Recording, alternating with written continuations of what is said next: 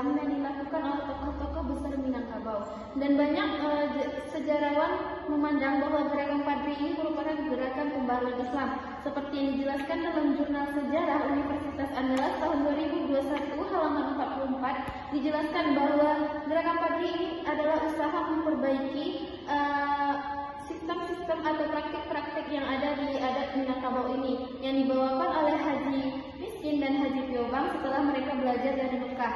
Jadi gerakan Padri ini berusaha untuk menghapus praktik-praktik seperti judi, sabung ayam, madat yang bisa merusak kehidupan masyarakat di Minangkabau.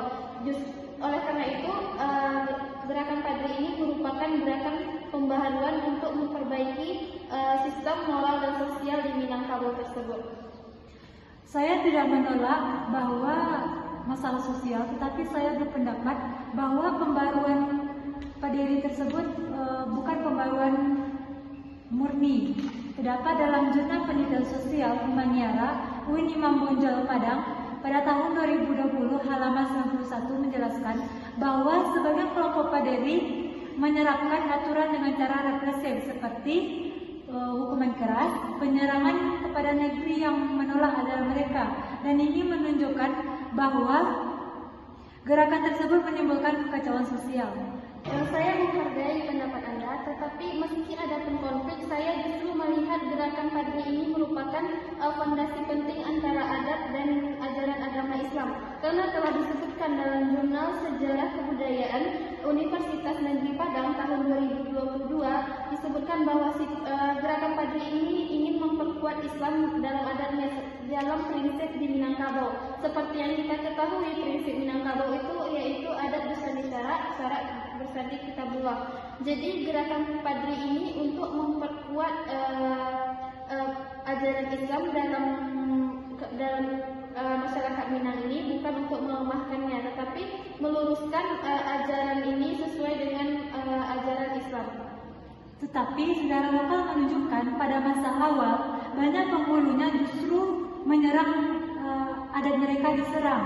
Terdapat dalam sejarah peradaban Islam UIN Riau tahun 2020 menjelaskan bahwa adat konflik Padri adalah salah satu perpecahan besar di Minangkabau.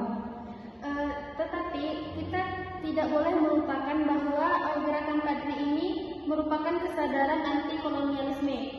Telah disebutkan dalam jurnal Ilmu Sejarah tahun 2021 bahwa setelah Belanda ikut campur dalam permasalahan di Minangkabau ini, justru kaum adat dan Padri itu membuat suatu persatuan yang untuk mencegah konflik-konflik yang dibuat oleh kolonialisme tersebut. Artinya gerakan Padri ini adalah memperkuat masyarakat di Minang, bukan untuk memperlemahnya. Tetapi dalam jurnal politik dan ketahanan sosial pada tahun 2022 halaman 102 dijelaskan bahwa Belanda masuk melalui strategi permintaan pendapat adat. Artinya gerakan ini memberikan celah bagi kolonialisme. Perang Padri berlangsung lebih dari 3 dekade, menghancurkan ekonomi dan memecahkan masyarakat. Jadi pembaharuan keagamaan yang dibawa oleh Padri tidak bisa dilepaskan dari kerusakan sosial yang menyertainya. Justru itu yang saya sebutkan tadi, karena Belanda sudah ikut campur, justru kaum Padri dengan adat ini bersatu untuk melawan kolonialisme tersebut. Dan kita harus memandang sejarah dalam Minangkabau ini secara kompleks. Kita tidak boleh memandang bahwa gerakan Padri ini hanya sebagai pembaruan Islam saja atau hanya sebagai masalah internal di Minangkabau saja. Justru dari gerakan Padri ini kita mengetahui bahwa dengan itu menghasilkan identitas Minang yang kuat dan mengajarkan kembali kepada ajaran Islam. Sekian materi dari kami, semoga bermanfaat bagi kita semua. Kami akhiri. Assalamualaikum warahmatullahi wabarakatuh.